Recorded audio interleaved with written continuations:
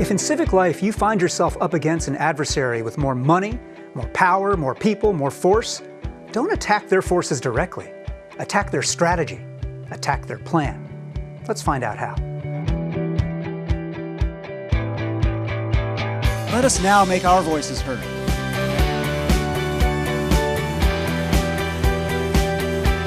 I pledge to serve and to push my country. I pledge to live like a citizen.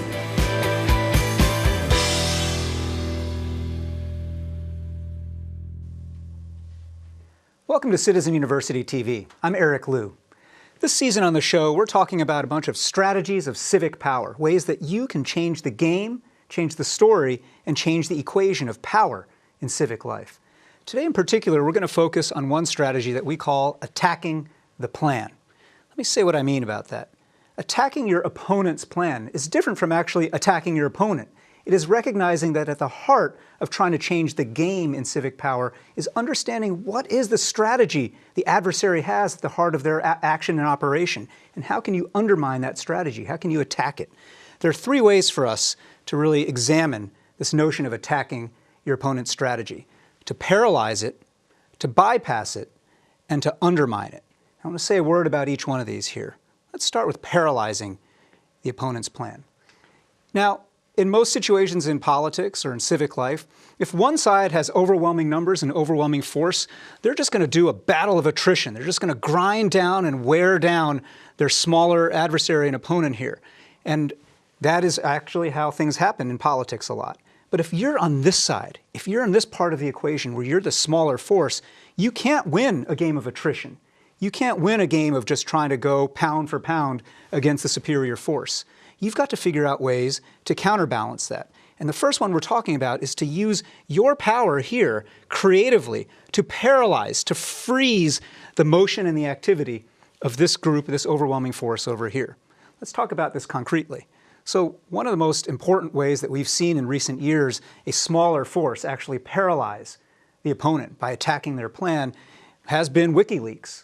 You may like or not like what WikiLeaks has done, but over the last few years, both even before the presidential election and a bunch of issues having to do with surveillance and the NSA, WikiLeaks was able to take the conventional wisdom of the national security state, this conventional wisdom that said, we have the secrets, we will do surveillance, we do this in the name of security, and they were able to paralyze that entire national security establishment, both in the United States and globally, by using their technology to leak information and to embarrass and to put into the light of day some of the strategies and tactics of the national security establishment. WikiLeaks was really effective at paralyzing and has changed fundamentally the game of our debates about national security and surveillance. In a different way, actually, the issue of preemption in state legislatures. What we have in states all around the country right now are progressive cities enacting legislation to raise the minimum wage or create family leave or create responsible restrictions on gun purchases. And what you have around the country is conservative state legislatures saying, we don't like that. We see that we're outnumbered by a lot of these little cities trying to do these little progressive things, but we're going to actually freeze that action. We're going to paralyze it by passing preemptive laws that prevent cities from doing things on their own. Again, you may like or not like what's happening here, but the fact is that these conservative state legislatures around the country have been effective using preemption legislation at paralyzing the opponent's plan. That brings us to the second notion, which is to bypass. What does it mean to bypass? Well, it's very simple. When you, again, encounter an obstacle in civic life where the opponent, the adversary, has some kind of structural advantage, then it doesn't make sense to try to go head on against it. It makes sense to try to bypass that. And one of the most basic ways we've seen in recent times is actually in presidential politics. Donald Trump, again, whatever else you may think of him, was incredibly effective at bypassing a Republican Party establishment. He was incredibly effective using this medium right here of Twitter at bypassing the establishment media and the ways in which people were conferring notions of electability and seriousness and so forth. He was able to use this medium to speak directly to millions of disaffected Americans and thereby attain his electoral victory. The same was true, actually, of Bernie Sanders, who came into his presidential election without the advantages of money, without the advantages of force, without the advantages of reputation that Hillary Clinton had in the Democratic primary. But he was able to bypass that Democratic Party establishment. Indeed, the DNC itself, which was in many ways predisposed to favor Hillary Clinton.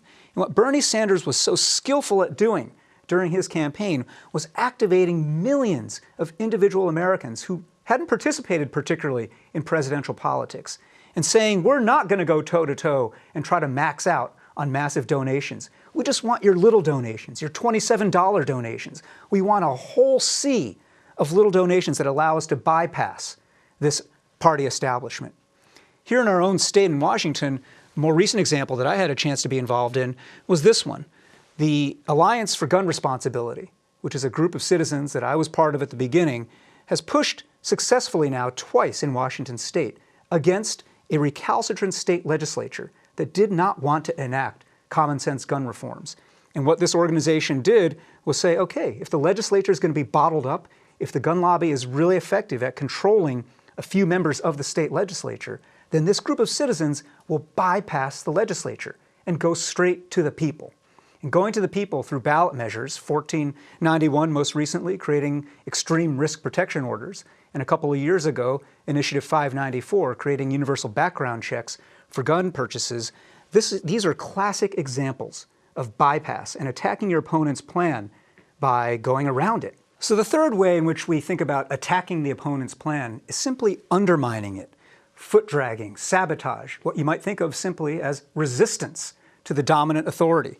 And this notion of undermining takes a variety of forms here.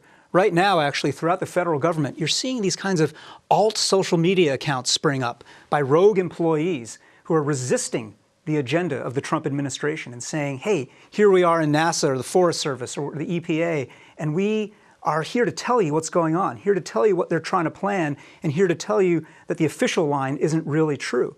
Now, this is a fascinating thing made possible in part by the social media technologies of our time, but this impulse to resist against dominant authority is one that is an age-old strategy of citizen power. Another form of this kind of undermining is what we're seeing all around the country right now, these staged protests. This is a die-in here, and they've been staged in the wake of police shootings, more recently in the wake of the House enactment of Trump Care. And the notion is we're not just going to protest, we're actually going to physically block any notion that this thing can roll forward. We're going to physically demonstrate in these die-ins the ways in which these are morally bankrupt proposals that are being put out there. Again, you may disagree or agree with the point of view being expressed here, but what's being embodied here is an undermining of a dominant moral authority. The same is true in this third picture here, which actually seems pretty boring and unremarkable. A group of people wearing t-shirts and jeans walking down the street in mixed company. But what's notable about this picture is it's taken in Iran. And these young people, simply by walking down the street this way, are indeed embodying an act of resistance. They're saying, we're going to be in Western dress. We're going to be in mixed company. We're going to live in a spirit of fun. And all of these things push against the dominant notion in Iran of a moral way of being, a set of strictures about how one is supposed to behave in public and in private. All of these forms of undermining activate different notions of citizen power. Sometimes they're really intentional and coordinated. Sometimes, as in Iran, there's no central plan. It's just young people contagiously setting a fad of fun. But whether it's coordinated or uncoordinated, this approach of undermining is an important part of attacking your opponent's plan. So, in thinking about how we attack our opponent's plan, let's bring this home now to Seattle. And we've got a case study here about a movement that's been burgeoning called Indivisible. Let's take a closer look. Can you sing that with me? Go make history, history. Now make it go make history, history. We are all Americans. And we will not be divided. We are the ones that stand up, that say, yes, we can. We will not succumb to Islamophobia and to fear. We are taking back our country. My name is Iga Kozlowska. I'm one of the co-founders, along with Aaron Bretthorst here, of Seattle Indivisible. And we're part of a nationwide, grassroots, unpaid movement that has taken the country by storm.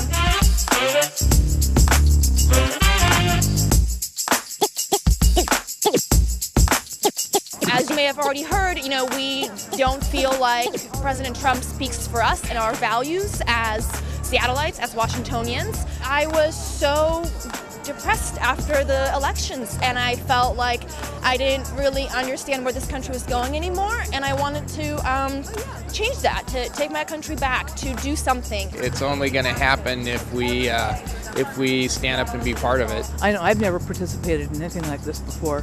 I've been a couch potato. And then I thought, oh my God, I've never attended a rally, let alone organized one. Don't negotiate, resist. There was so much energy and graciousness and kindness and passion in our community that it didn't matter. I didn't have to do it alone. And, on that first Tuesday, we had over 100 people show up, and we did it together.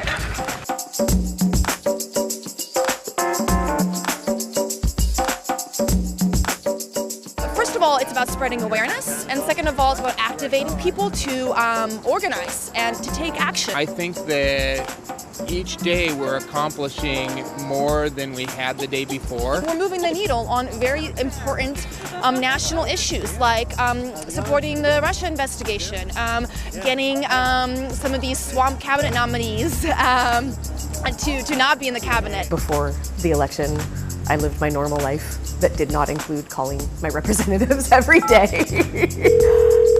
I run my own business out of my home. I homeschool a few days a week. I have 2 young children. Today I can make a few phone calls. Tomorrow it might be that I'm using ResistBot to send a text to my officials. Maybe the next day it's an email. I've definitely already felt a certain level of burnout and reminded myself that I don't have to do this by myself. The general environment of hate and discrimination, I think many of us felt like, of course that's not okay. And then suddenly seeing, oh no, there's a decent portion of my fellow country people who actually think that's okay. How do we not let that become normal? We do not accept, we do not condone, we will not stay silent because silent is compliant. Do we have hope? Yes! Are we in it for the long run? Yes! Are we doing it for our country? Yes! You can do something to change the country for the better. What does democracy look like? This is what democracy looks like!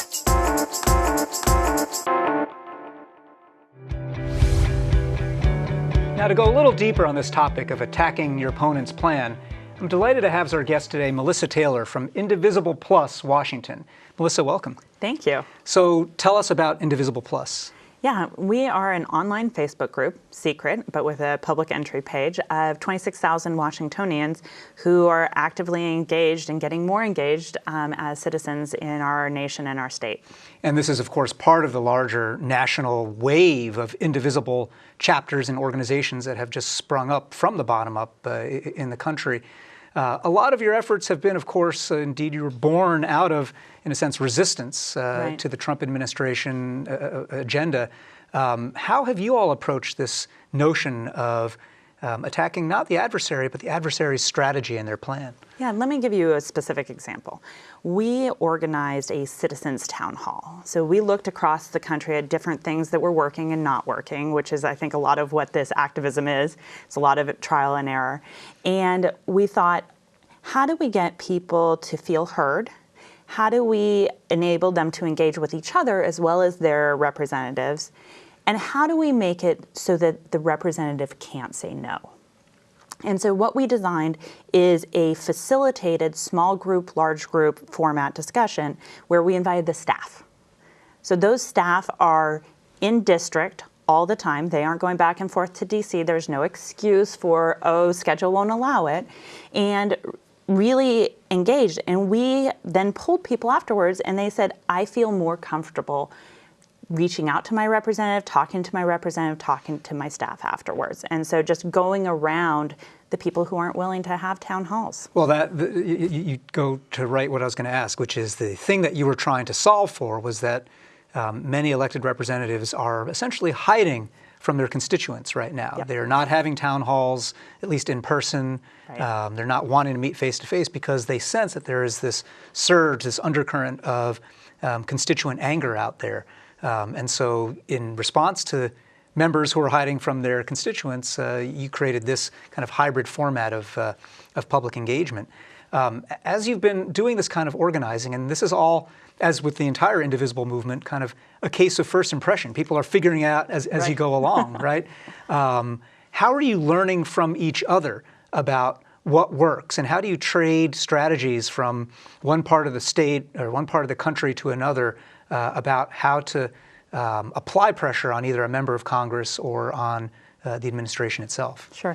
So some of it's structured. So Indivisible National has set up an online forum, a mobilized forum, where we can go in and connect with people around the country. And they have specific forums for Washington State. And then organically, we've also amongst ourselves organized, whether it's through Facebook groups or meetings, and we go to each other's meetings. Before I organized the Citizens Town Hall, I wanted to go see what a public town hall without the representative looked like. And so just really watching how it's done, asking questions, and making those personal connections, that is what sustains movements. One of the things that you come to this not entirely as an amateur. You've been very active in civic life on other issues, particularly public education.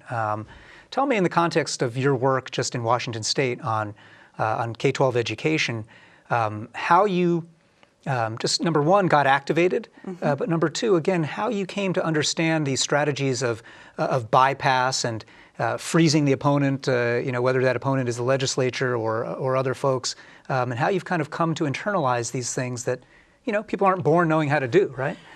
Definitely. And I mean, it's interesting because it's all a ladder, right? We all have to start somewhere, and then you learn and you get a little bit more power and you're like, oh, wait, I can do something. I can make a difference.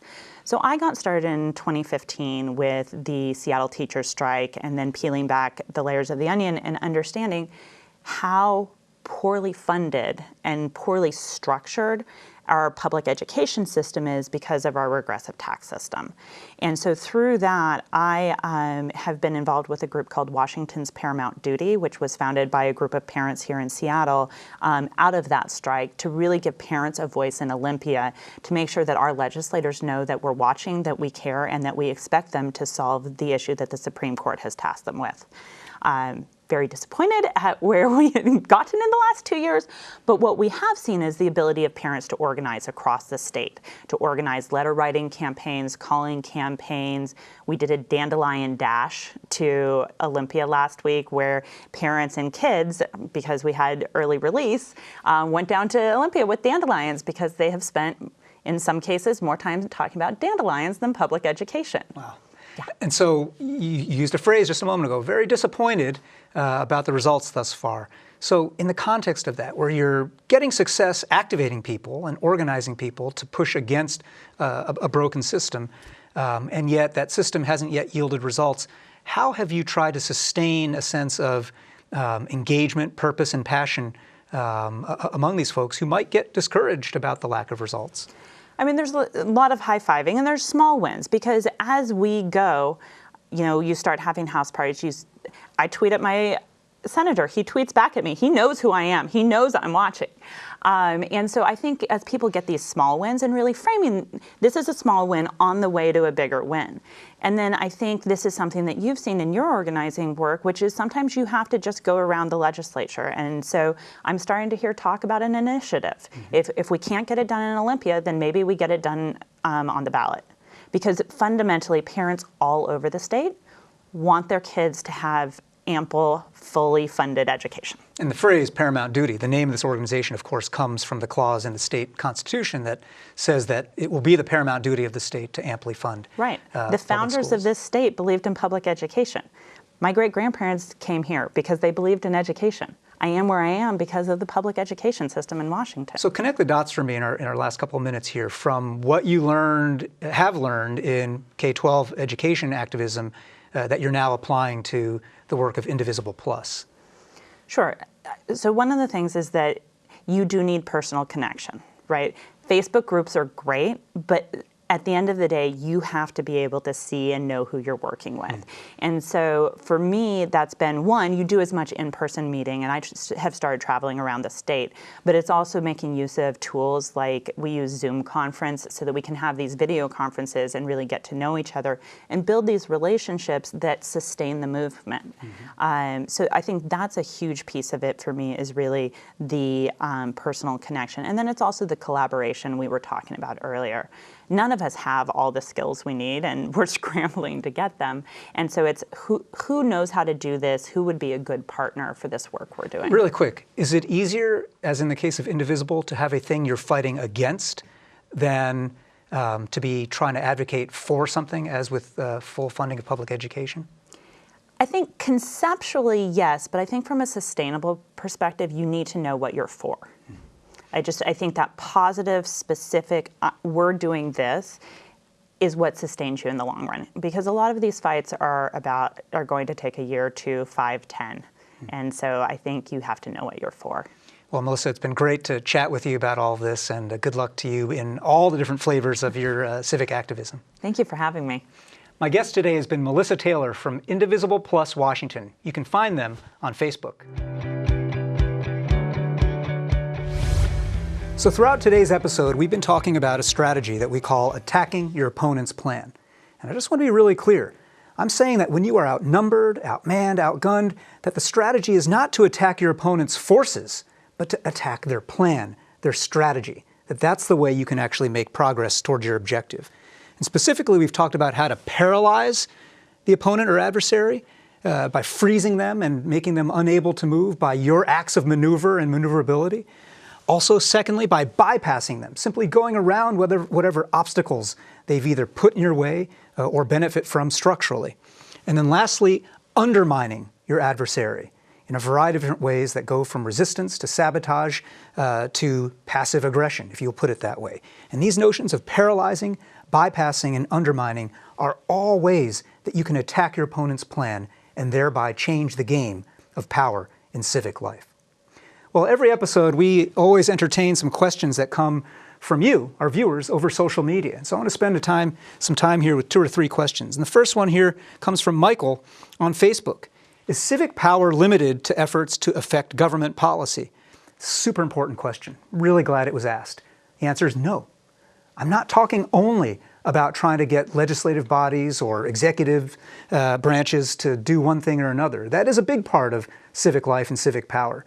But think of everything else that surrounds it. Think about how social norms change, about how attitudes on guns or gay marriage or whatever it might be begin to shift. That these things happen outside of politics and government. And the work of civic power in motivating and mobilizing people and ideas and social norms is about creating the context within which what we think is possible in society unfolds. Only some of that actually is about laws. A lot more of that is about norms and about attitudes and behaviors which become contagious over time. So I think when we become literate in civic power and think about something even specifically like attacking your opponent's plan, your opponent does not have to be in office or a formal party. Your opponent can be people who believe that we ought to be turning away immigrants. Or your opponent can be people who believe something about whether America is truly a white Christian nation or not. That attitudes and beliefs can be a thing outside of law and government that you move to try to affect as well. The next question comes also from Facebook, from Rebecca. How do we make sure that encouraging and fostering civic and people power remains peaceful and productive, not violent and destructive? And here I think it's important to say, at least on our show, we advocate nonviolent civic power. That said, the spectrum of what counts as nonviolent is pretty wide. I'm all for things that are not violent and destructive, but we live in an age of absolute bottom-up disruption. And disruption is not always polite. Disruption is not always neat. Disruption does not always occur within the confines of what people think ought to be normal politics. And across the left and the right, from Trump to Sanders, from the upending of politics in the city of Seattle, you see examples of this right now.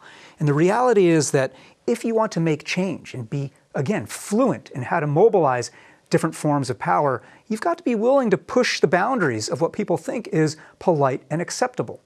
If you think about the civil rights movement in the United States, some of the strategies and tactics were always polite, they were always peaceful, and yet they were deeply disturbing and disruptive to those in power with the status quo. And I think holding in mind both these things, that you can be peaceful and nonviolent, but also deeply, fundamentally, in ways that can freak people out, challenging the status quo, this is the way of civic power. Third and final question comes from Melissa, also via Facebook. Our public education system leaves so many uninspired, and those who can buy out often do, solving the problem for their children but not others. How can civic power affect this? You know, in some ways, this is a K-12 education question, and this is, I should say, a question that is far beyond just what we were discussing earlier in our conversation about Washington's paramount duty and so forth.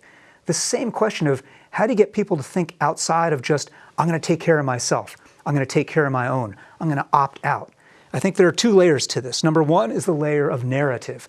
We've got to, on public education, remind folks that when we have a fully funded, robust public education in the system, it's better for everybody, and that it is worth your time and your effort to lean in and participate in trying to make that system better. Participate as an activist, participate as a parent, participate as a neighbor of the schools, that we own these schools whether or not we have children in the schools, because they are the engines of the future of our state. But then even beyond that narrative, I think, is a simple face-to-face fact of organizing and activating civic power. That if you are a parent, for instance, in a school that is maybe on the bubble between not so good and potentially good, that you've got to find other parents and say, let's lock arms. Let's together go into this school. Let's together send our kids to this school. Let's together make time to make this school stronger, to hold teachers and principals to account, to create a more robust PTA. That kind of peer-to-peer commitment is key not only to revitalizing our public education system, it is key to exercising civic power on any kind of issue. Looking our neighbors in the eye, saying we're not alone in this, we're not going to let a divide and conquer, every man for himself mindset take over, that we're going to say we are committing to mutuality, we are committing together to change a thing together. And we know it's going to be hard, but we know that when we do it together, we can actually move the ball and change the game. I think that's true in education. I think that's true on so many issues, and that's a matter of mindset as much as it is of tactics and skill. Well, we hope that you'll continue to be in conversation with us, and you can always send us more questions for this social media segment via Facebook or Twitter. Here's our hashtag. And also you can contact us directly by email at contact@seattlechannel.org.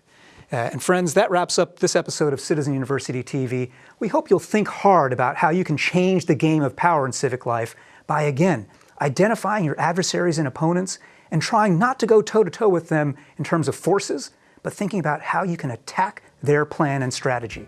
And doing that, you can make change happen in every arena of civic life. Thanks for watching. I'm Eric Liu.